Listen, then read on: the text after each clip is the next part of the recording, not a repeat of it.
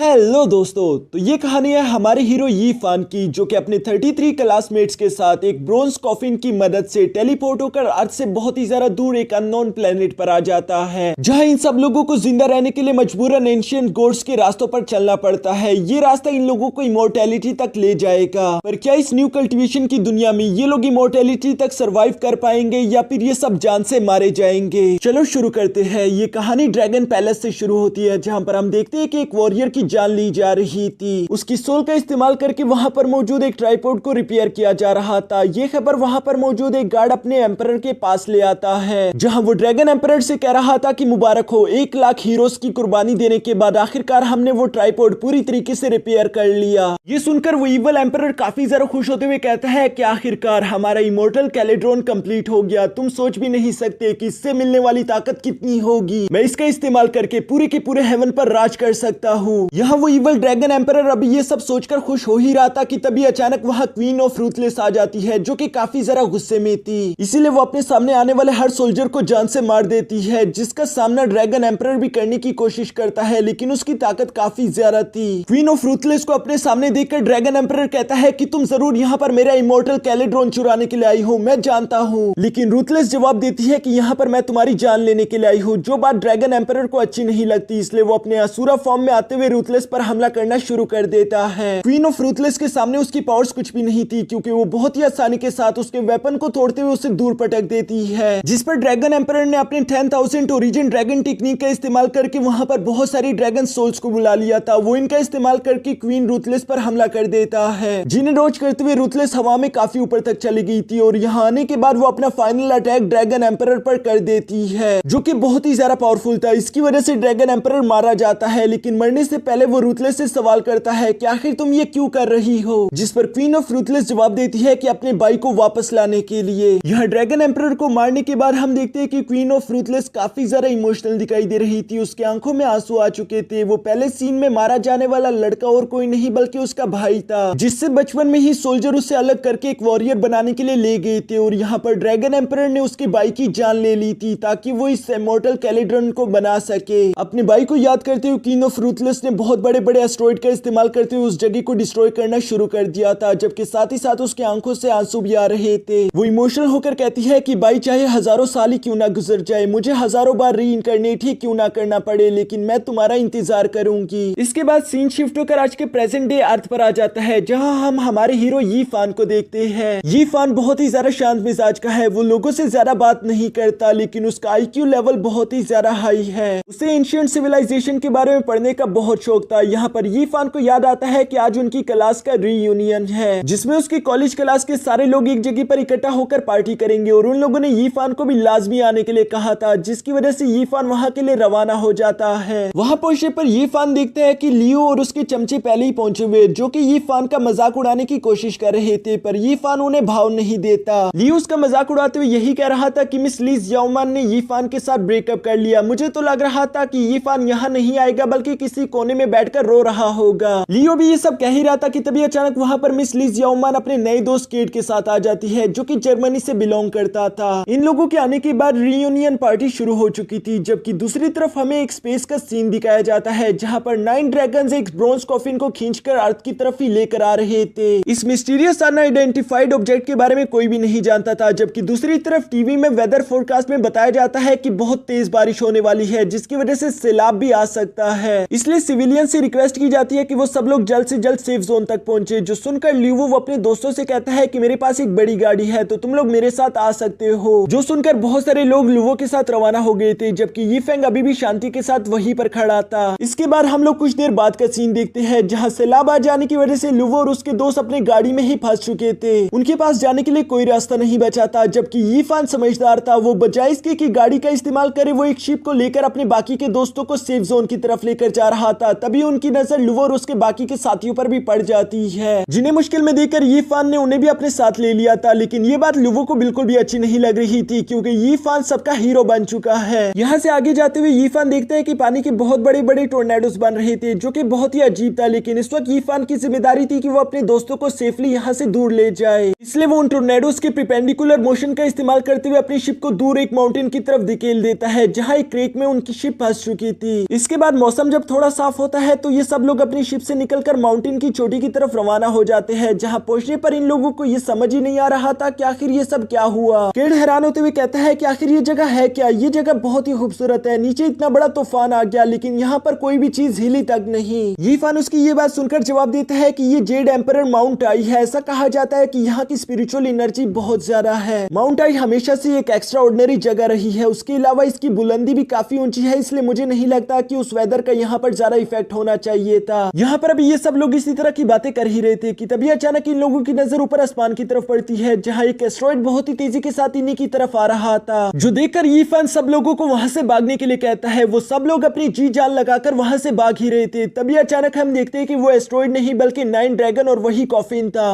जो कि बहुत ही तेजी के साथ आकर माउंट आई से टकरा गया था। माउंट आई के टूटने की वजह से ये सब लोग भी उसके अंदर गिर जाते हैं, जहां पहुंचने पर यीफान सब लोगों से सवाल करता है कि क्या तुम लोग ठीक हो। किस्मत से सब लोग ही जिंदा थे और अब उन लोगों को घबराहट हो रही थी, जिस पर यीफान उन सब लोगों को पैनिक करने से मना करता है। वो अपने दोस्तों से कहता है कि बस तुम सब लोग एक साथ रहो, यहाँ से बाहर निकलने का कोई ना कोई रास्ता तो हमें मिल ही जाएगा। किड वहां पर उन 9 ड्रैगन्स को देखकर हैरान होते हुए कहता है कि क्या ये रियल्स के ड्रैगन है, मुझे यकीन नहीं आता कि ड्रैगन एग्जिस्ट करते हैं। दूसरी तरफ यीफान भी आगे की तरफ बढ़ते उस कॉफिन की तरफ जा रहा था, जबकि साथ ही साथ वो देखता है कि वहां पर पहले से ही 5 स्टैचूज पड़े हुए हैं, जिन पर एंशिएंट लैंग्वेज में कुछ रिचुअल्स भी लिखे हुए थे। इससे यीफान को समझ आ जाता है कि वो सारा के सारा वेदर चेंज इन्हीं ड्रैगन्स की वजह से हुआ होगा। पर बाकी के लोगों के लिए अभी के लिए ये सब कुछ मिस्ट्री ही था, उन्हें कुछ भी समझ नहीं आ रहा था। जबकि दूसरी तरफ यूनजी गलती से उन स्टैचूज में से एक को टच कर देती है, जिसकी वजह से धीरे धीरे करके वहां पर मौजूद वो पांचों के पांचों स्टैचूज एक्टिवेट हो गए थे और हवा में एक बहुत बड़ा पोर्टल ओपन हो जाता है, जबकि जमीन पर पड़े वो 9 ड्रैगन्स भी दोबारा से स्पेस में जाने के लिए तैयार हो गए थे। ये देखकर वहां पर मौजूद सब लोग वहां से दूर भागने की कोशिश करते हैं, पर तब तक बहुत ज्यादा देर हो चुकी थी, क्योंकि हम देखते हैं कि वो कॉफिन अपनी एनर्जी का इस्तेमाल करते हुए उन सब लोगों को खींचकर अपने अंदर ले गया था, जिसके साथ ही वो ड्रैगन्स आगे की तरफ बढ़ते उस पोर्टल के अंदर चले गए थे। यहाँ उन ड्रैगन्स के अर्थ को छोड़ते साथ ही वहां पर मौजूद सारा के सारा वेदर बैक टू नॉर्मल हो जाता है। न्यूज रिपोर्टर इसे एक बहुत बड़ा तूफान कहकर भूल जाते हैं, जबकि दूसरी तरफ उस कॉफिन के अंदर हम देखते हैं कि सारे के सारे स्टूडेंट्स अभी भी जिंदा थे, जबकि वो 9 ड्रैगन उस कॉफिन को खींचते हुए किसी दूसरे डायमेंशन की तरफ लेकर जा रहे थे। यहाँ कॉफिन के अंदर हम देखते हैं कि वो सब लोग काफी ज्यादा घबराए हुए नीचे की तरफ गिर रहे थे, जहाँ यीफान बहुत ही ज्यादा शांत रहते हुए अपने दोस्तों से कहता है कि तुम लोगों को जो भी चट्टान मिले उस पर चिपक जाओ, मुझे लगता है कि ये चट्टान इकट्ठा होने वाले हैं। ये सुनकर यीफान के क्लासमेट बिल्कुल ऐसा ही करते हैं, जबकि उसकी ये बात भी सच थी, क्योंकि वो सारी चट्टान एक जगह पर आकर इकट्ठा हो गए थे। यीफान के दोस्त पैनिक करते हुए कहते हैं कि आखिर ये सब हो क्या रहा है, मुझे कुछ समझ नहीं आ रहा। जबकि एक दोस्त कहता है कि मैंने देखा था कि वो कॉफिन हमें अंदर की तरफ खींच गया, इसका मतलब अभी के लिए हम लोग उसी ब्रोंज कॉफिन में मौजूद है। जिस पर यीफान कहता है कि हाँ तुमने बिल्कुल ठीक कहा, तुम लोग गिनो कि हम में से कोई पीछे तो नहीं रह गया। ये सुनकर वो सब लोग काउंटिंग करना शुरू कर देते हैं, जहाँ हर एक एक बंदा अपना एक एक नंबर ले रहा था। वैसे तो इन लोगों की क्लास के टोटल 33 मेंबर्स थे, लेकिन पार्टी में सिर्फ 19 लोग ही आए हुए थे, लेकिन यहाँ पर काउंटिंग के दौरान 20 लोग होते हैं, जिसकी वजह से चैंग घबराते हुए कहता है कि आखिर ऐसा कैसे हो सकता है, हम पार्टी में तो सिर्फ 19 लोग थे, आखिर ये 20वां कौन है। तभी उन सब लोगों को एक हाथ नीचे से ऊपर की तरफ आता हुआ दिखाई देता है, जिससे वो लोग भूत समझकर डरकर वहां से दूर भाग रहे थे। लेकिन यीफान मुस्कुराते हुए कहता है कि पोंगबो बस करो और बाहर आ जाओ, जिस पर हम देखते हैं कि वहां से एक लड़का जंप करता हुआ ऊपर की तरफ आ गया था, और ये लड़का यीफान का बहुत पुराना दोस्त भी है। वो यीफान से कहता है कि आखिर तुम्हें इतनी जल्दी कैसे पता लग गया, तुमने सारा मजा किरकिरा कर दिया। यीफान कहता है जब तुमने अपना नंबर लिया था तभी मैं तुम्हें तुम्हारी आवाज से पहचान गया था। जबकि पोंगबो कहता है कि मैं तो पार्टी में आ रहा था, लेकिन बारिश बहुत ज्यादा तेज हो चुकी थी, जिसकी वजह से मुझे सेफ जोन यानी कि उस माउंट आई पर जाना पड़ा, और उसके बाद हम लोग किस्मत से सब लोग यहाँ पर एक साथ आ गए। उसकी ये बात सुनकर यूनजी उनसे डांटते हुए कहती है कि तुम पागल हो चुके हो, सब लोग यहाँ पर अपनी मौत को लेकर डर रहे हैं और तुम इस तरह से मजाक कर रहे हो। जिस पर पोंगबो हंसते हुए कहता है कि वो तुम ही हो ना जो मुझे भूत कहकर सबसे ज्यादा डर रही थी। पोंगबो बहुत ही ज्यादा ताकतवर होने के साथ साथ यीफान का एक बहुत अच्छा दोस्त भी है। यहाँ पर इन लोगों की ये सारी बातें तो चल ही रही थी, जबकि दूसरी तरफ हम देखते हैं कि वो 9 ड्रैगन किसी और प्लेनेट तक पहुंच गए थे, जहाँ एक पोर्टल का इस्तेमाल करते वो लोग वहां पर इंटर हो जाते हैं। जमीन पर लैंडिंग करने के बाद वो कॉफिन भी इन सब लोगों को बाहर की तरफ निकाल देता है, जहां बाहर आने के बाद ये लोग हैरान होते हुए कहते हैं कि आखिर हम लोग कहां पर हैं। यीफान देखते हैं कि वहां पर भी बिल्कुल सेम 5 स्टैचूज का एक टेंपल बना हुआ था। ये सब यीफान और बाकी सब के लिए बहुत ही ज्यादा अजीब था, इसलिए यीफान किसी को भी यहाँ से बाहर निकलने के लिए मना करता है। पर लूवो यीफान से कहता है कि तुम बेवकूफ हो, अगर हम लोग यहीं पर इंतजार करते रहे तो मौत हम तक पहुंच जाएगी, इसलिए जो भी जिंदा रहना चाहता है वो मेरे साथ आ जाए। और ये कहते हुए वो आगे की तरफ चलना शुरू कर देता है, जहाँ कुछ लोगों ने उसे फॉलो करना शुरू कर दिया था। पोंगबो यीफान से कहता है कि अब हम लोग क्या करें, जिस पर यीफान पोंगबो से कहता है कि हमें एक साथ ही रहना होगा, इसी तरह से हम लोग सरवाइव कर सकते हैं। ये सुनकर उन सब लोगों ने मिलकर एक साथ आगे की तरफ बढ़ना शुरू कर दिया था, जहाँ वो लोग देखते हैं कि एक चट्टान पर एंशिएंट लैंग्वेज में कुछ लिखा हुआ है। इनकी क्लास का एक लड़का आगे की तरफ आकर बताता है कि ये लिखा हुआ है अबाइस डेजर्ट, जिसका नाम मैंने पहले तो कभी नहीं सुना। जिस पर यीफान कहता है कि हाँ, इसलिए क्योंकि हम लोग अर्थ पर मौजूद ही नहीं है, हम लोग अर्थ से दूर किसी दूसरे प्लेनेट पर आ गए। और ये कहते हुए वो ऊपर की तरफ इशारा करता है, जहाँ आसमान में एक की जगह दो चांद दिखाई दे रहे थे। ये जानकर वो सब लोग घबराते हुए कहते हैं कि आखिर ये क्या हो गया, क्या हम लोग वापस अपने घर जा पाएंगे। उन सब लोगों को ही डर लग रहा था, लेकिन लुओ का एक चेला बहुत ही ज्यादा पैनिक करते हुए डर कर कहता है कि मुझे घर जाना है। और ये कहते हुए वो आगे की तरफ भाग रहा था, जहाँ यीफान उसे कहता है कि रुक जाओ, आगे मत जाना। लेकिन तब तक देर हो चुकी थी, क्योंकि हम देखते हैं कि लुओ का चेला एक दलदल में फंस चुका था और वो दलदल उसे तेजी के साथ अंदर की तरफ खींच रहा था। जो देखकर यीफान, पोंगबो और किड बड़ी तेजी के साथ जंप करते उसे हाथों से पकड़कर वापस की तरफ खींचना शुरू कर देते हैं, जबकि लुओ सिर्फ उन लोगों का मुंह देख रहा था, उसे अपने चेलों की कोई परवाह नहीं। अब यहाँ इन लोगों के पास जाने के लिए कोई रास्ता नहीं था। इन्हें समझ नहीं आ रहा था कि आखिर हमें क्या करना चाहिए। जिस पर यीफान और पोंगबो एक ऊंची जगह पर जाकर चारों तरफ देखते हैं। उन्हें दूर एक तरफ से रोशनी दिखाई दे रही थी, जो जानकर ये सब लोग काफी ज्यादा खुश होते हुए कह रहे थे कि जरूर वहाँ पर कोई ना कोई तो होगा, हो सकता है कि हमें वहाँ पर मदद मिल जाए। ये सोचकर वो सब लोग उसी रोशनी की तरफ बढ़ना शुरू कर देते हैं, जबकि यीफान पोंगबो से कहता है कि ध्यान रखना, कोशिश करनी होगी कि हम किसी दलदल पर पैर ना रख दे। इसके बाद काफी देर तक उस अबाइस डेजर्ट में आगे जाने के बाद आखिरकार ये लोग एक रोशनी तक पहुंच जाते हैं, जो कि एक टेंपल से आ रही थी। ये टेंपल दिखने में काफी ज्यादा अजीब लग रहा था, पर उससे भी ज्यादा अजीब तो उस टेंपल के साथ वाला दरख्त था, जिसके पत्तों की जगह स्टोन लगे हुए थे। यीफान उनमें से एक स्टोन को लेकर अपने पास रख लेता है। तभी पोंगबो उससे सवाल करता है कि आखिर ये टेंपल है क्या तुम इसके बारे में कुछ जानते हो। यीफान ऑलरेडी एंशिएंट सिविलाइजेशन के बारे में बहुत कुछ जानता था, इसलिए वो बताना शुरू करता है कि हाँ, ये टेंपल मुझे गाबिला प्रिंस के टेंपल जैसा लग रहा है, जो कि आज से 2500 साल पहले बुद्धा की वर्शिप करता था और बाद में वो इमोर्टल बन गया। ये सारी बातें बताते हुए पोंगबो और यीफान उस टेंपल के अंदर चले जाते हैं, जहाँ पर जाने के बाद ये लोग देखते हैं कि वहाँ पर 8 तरह की मूर्तियां भी बनी हुई थी। इन मूर्तियों को इनलाइट करते हुए यीफान बताता है कि ये गाबिला प्रिंस के 8 जनरल थे, जिन्होंने प्रिंस का साथ देते हुए हर तरफ से डीमंस का मुकाबला किया और इसी वजह से गाबिला अपने मकसद में कामयाब हो पाया था। जबकि साथ ही साथ यीफान आगे की तरफ जाते हुए देखता है कि उस टेंपल के बीचों बीच एक बुद्धा की मूर्ति भी पड़ी हुई थी, जिसके सामने एक लैंप है। ये लैंप यीफान को थोड़ा सा अलग लग रहा था, जिसे उठाते साथ ही उसके अंदर से रोशनी निकलना शुरू कर देती है। तभी अचानक पीछे से एक लड़की की चीखने की आवाज आई, जिसे मुड़कर यीफान जब देखता है तब तक वो लड़की मर चुकी थी और उसकी बॉडी से एक कीड़ा बड़ी तेजी के साथ निकलते हुए युनसी पर भी हमला कर देता है। पर यीफान ने युनसी को बचाने के लिए अपने लैंप का इस्तेमाल करके उस कीड़े पर हमला कर दिया था, जिसकी वजह से वो कीड़ा वहीं पर मरकर गिर जाता है। ये देखकर वो सब लोग काफी ज्यादा हैरान थे कि आखिर ये छोटी सी चीज है क्या, जबकि वो एक हेलवॉर्म था। और इसी के साथ हम देखते हैं कि कुछ और हेलवॉर्म भी वहां पर पहुंच गए थे, जो कि उन स्टूडेंट्स पर हमला करना शुरू कर देते हैं। पोंगबो उन स्टूडेंट्स को बचाने के लिए एक स्टिक से उन्हें मारता है, लेकिन उन कीड़ों को कोई फर्क नहीं पड़ रहा था। जबकि यीफान जब अपने मैजिकल लैंप का इस्तेमाल करके उन कीड़ों पर हमला करता है तो वो कीड़े वहीं पर जान से मारे जाते थे। इसलिए यीफान को समझ आ गया था कि ये कीड़े सिर्फ इस मैजिकल वेपन से ही मर सकते हैं। इसलिए वो अपने दोस्तों से कहता है कि तुम लोगों को यहाँ पर जो भी मैजिकल वेपन मिले फौरन उन्हें कलेक्ट कर लो, क्योंकि इसी का इस्तेमाल करके तुम लोग खुद की जान बचा पाओगे। जो सुनकर वहाँ पर मौजूद सारे के सारे स्टूडेंट बिल्कुल ऐसा ही करना शुरू कर देते हैं। उन लोगों ने तरह तरह के मैजिकल वेपन्स ढूंढकर उनका इस्तेमाल करना भी शुरू कर दिया था। पर मुश्किल की बात तो ये थी कि यहाँ पर मैजिकल वेपन्स की तादाद बहुत ज्यादा कम थी, जबकि स्टूडेंट ज्यादा थे और इस तरह से हर कोई अपनी जान तो नहीं बचा पाएगा, जिसकी वजह से उन्होंने एक दूसरे पर ही हमला करना शुरू कर दिया था, ताकि वो मैजिकल वेपन एक दूसरे से छीनकर खुद की जान बचा सके। जिस पर यीफान अपने दोस्तों से कहता है कि इस तरह से एक दूसरे से चोरी करने का कोई फायदा नहीं, अगर तुम लोग बचना चाहते हो तो जिसके पास वेपन है वो लोग फाइट करेंगे, जबकि बाकी के लोग उनके पीछे छुप सकते हैं। ये बात काफी ज्यादा असरदार थी और इसी तरह से ये सब लोग बच भी पा रहे थे। पर अब इन लोगों के पास ज्यादा वक्त नहीं था, क्योंकि नीचे की जमीन हिलना शुरू कर देती है, जिससे इन्हें डर लग रहा था कि कहीं ये स्टैचू जिंदा ना हो जाए। जबकि यहाँ पर तो उससे भी ज्यादा बुरा होने वाला था, क्योंकि थोड़ी देर में ये लोग देखते हैं कि बुद्धा के स्टैचू के नीचे से हजारों लाखों उस तरह के हेल वॉर्म्स बाहर निकल कर आ रहे थे, जिन्हें एक साथ रोकना बिल्कुल इम्पॉसिबल है। बेशक इनका साइज छोटा था, पर तादाद ज्यादा हो जाने की वजह से ये काम इन लोगों के लिए मुश्किल होता जा रहा था और धीरे धीरे इसी वजह से ये लोग अपने दोस्तों को नहीं बचा पा रहे थे। इनमें से बारी बारी करके लोग मारे जा रहे थे। इसकी वजह से उन सब लोगों का हौसला टूट चुका था, लेकिन यीफान सोचते हुए कहता है कि मुझे जल्द से जल्द कुछ करना होगा, नहीं तो हम सब मारे जाएंगे। तभी अचानक उसकी नजर वहां पर मौजूद 8 जनरल्स की स्टैचूज पर पड़ जाती है, जिससे वो समझ गया था कि मुझे क्या करना है। वो फौरन अपने दोस्तों को आवाज लगाते हुए कहता है कि जिन जिन के पास भी मैजिकल वेपन है, मैं चाहता हूँ कि वो सब लोग मेरे पास पास आकर इकट्ठा हो जाए। हमें बिल्कुल इन 8 जनरल्स की तरह एक फॉर्मेशन बनानी होगी जिसका इस्तेमाल करके हम चारों तरफ से आने वाले इन एनिमीज को खत्म कर पाएंगे और बाकी के लोग जिनके पास कोई वेपन नहीं वो हमारे बीच में आकर खुद की हिफाजत कर सकते हैं। यीफान का ये प्लान इन लोगों को अच्छा लगता है क्योंकि अब इन लोगों के पास वैसे भी कोई रास्ता नहीं था, तो इसलिए ये लोग यीफान की बात मानते हुए अपने मैजिकल वेपन्स का इस्तेमाल करते हुए वहां पर एक फॉर्मेशन क्रिएट कर देते हैं, जिसकी वजह से इन लोगों के ऊपर एक मैजिकल शील्ड भी आ चुकी थी। ये देखकर वो सब लोग काफी ज्यादा खुश हो गए थे, जबकि यीफान इन लोगों से कहता है कि अभी खुश होने का टाइम नहीं, हमें जल्द से जल्द इस गाबिला टेंपल से बाहर निकलकर दोबारा उसी 5 स्टैचूज वाले टेंपल तक जाना होगा, वहीं पर हम लोगों की जान बच सकती है। पर जाते हुए हमें इस बात का ध्यान रखना होगा कि हम लोग गलती से भी अपनी इस फॉर्मेशन को तोड़ ना दे, वरना हम सब लोग जान से मारे जाएंगे। यीफान की बात मानकर वो सब लोग धीरे धीरे करके उस फॉर्मेशन का इस्तेमाल करते हुए टेंपल से बाहर जा रहे थे, पर यहाँ लगातार हिलने की वजह से उन लोगों की फॉर्मेशन शील्ड के अंदर एक होल हो चुका था, जिसकी वजह से एक कीड़ा अंदर आकर उनके एक साथी को जान से मार देता है। ये देखकर पोंगो यीफान से कहता है कि अगर जल्दी हमने इस होल को ना भरा तो हम में से और लोग भी मारे जाएंगे, जिस पर यीफान थोड़ी देर सोचते हुए कहता है कि उस टेंपल का वो साइन बोर्ड हम उसका इस्तेमाल कर सकते हैं, जिसके बाद हम देखते हैं कि यीफान और पोंगो बहुत ही तेजी के साथ जाकर जंप करते उस साइन को तोड़कर नीचे ले आते हैं, जिसका इस्तेमाल करके पोंगो उस शील्ड के होल को भर रहा था और ये लोग दोबारा से उसी 5 स्टैचूज वाले टेंपल की तरफ बढ़ना शुरू कर देते हैं।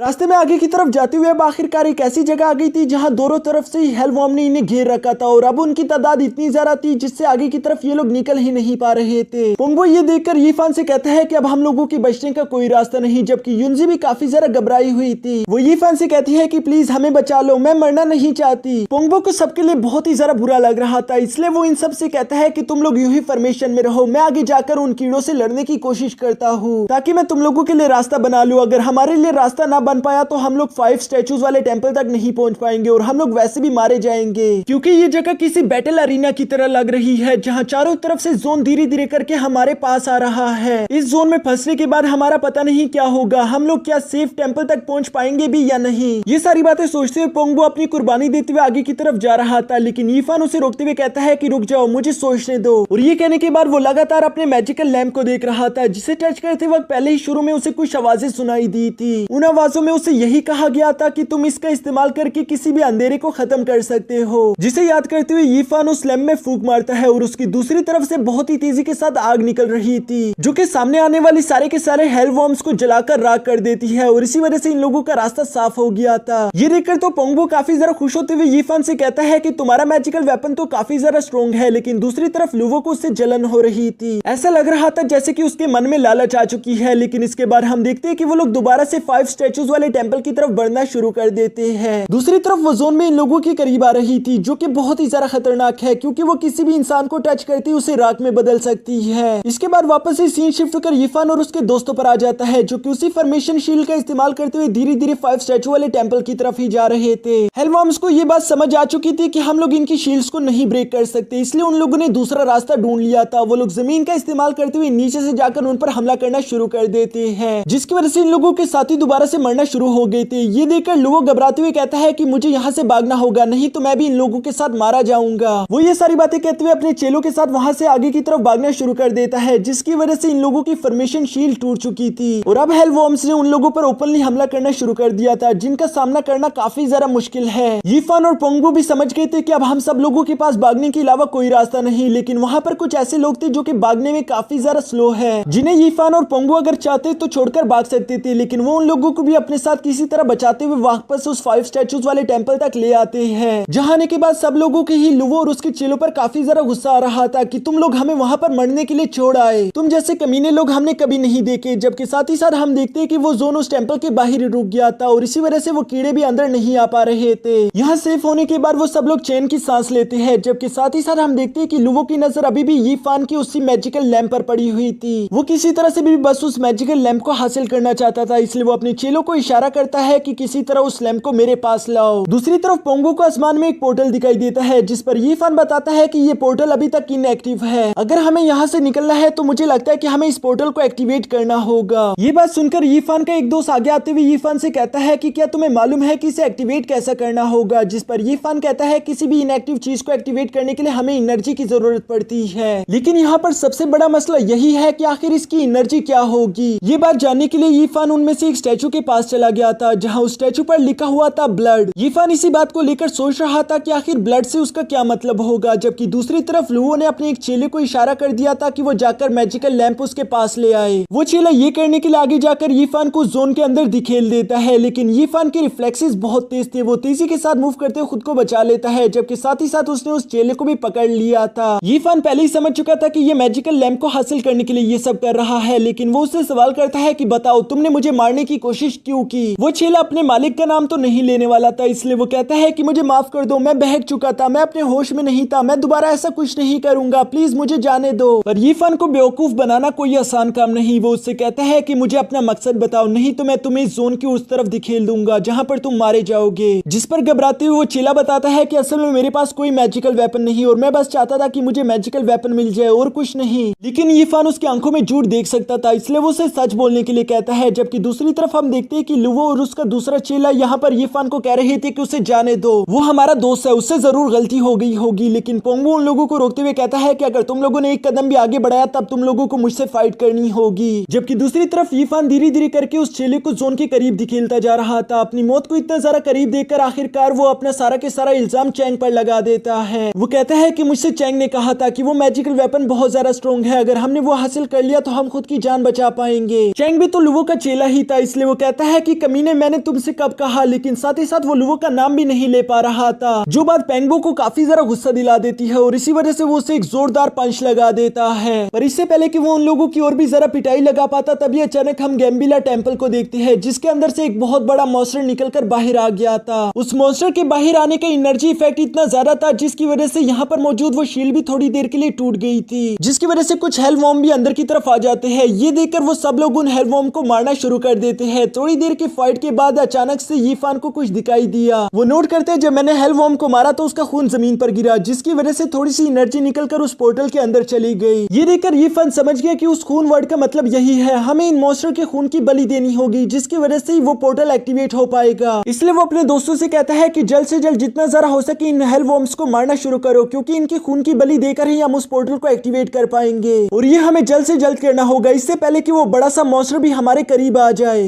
जो सुनकर सारे के सारे क्लासमेट्स बिल्कुल ऐसे ही करना शुरू कर देते हैं। उन सब लोगों ने अपने मैजिकल वेपन का इस्तेमाल करके उन हेल वॉर्म्स को मारकर उनके खून बहाना शुरू कर दिया था, जिसकी वजह से थोड़ी थोड़ी एनर्जी जाकर उस पोर्टल को एक्टिवेट कर रही थी और यूं ही देखते देखते काफी ज्यादा एनर्जी इकट्ठा हो जाती है, जिसकी वजह से आखिरकार वो पोर्टल एक्टिवेट होने ही वाला था। जबकि तभी अचानक ये बाहर की तरफ देखते हैं कि आखिरकार वो गॉडजिला जैसा एक बड़ा सा मॉन्स्टर इन लोगों के पास पहुंच गया, जो कि बाहर की शील्ड पर हमला करके उसे तोड़ने की कोशिश कर रहा है। यहाँ नीचे की तरफ वो पोर्टल भी अब पूरी तरीके से एक्टिवेट हो गया था, यानी कि अब ये लोग यहाँ से बाहर निकल सकते हैं। जबकि साथ ही हम देखते हैं कि उस गॉडजिला मॉन्स्टर ने एक बड़ा सा अटैक करके उस शील्ड को ब्रेक कर दिया है, जिसकी वजह से ये सब लोग काफी बुरी तरीके से घबरा गए थे। और इसी के साथ हमारा ये एपिसोड यहीं पर खत्म हो जाता है। तो दोस्तों, अगर आप लोगों को मेरी ये वीडियो अच्छी लगी और इसका नेक्स्ट एपिसोड भी चाहिए तो इस वीडियो पर 20 के लाइक्स कर देना, मैं इसका नेक्स्ट एपिसोड भी आप लोगों के लिए अपलोड कर दूंगा।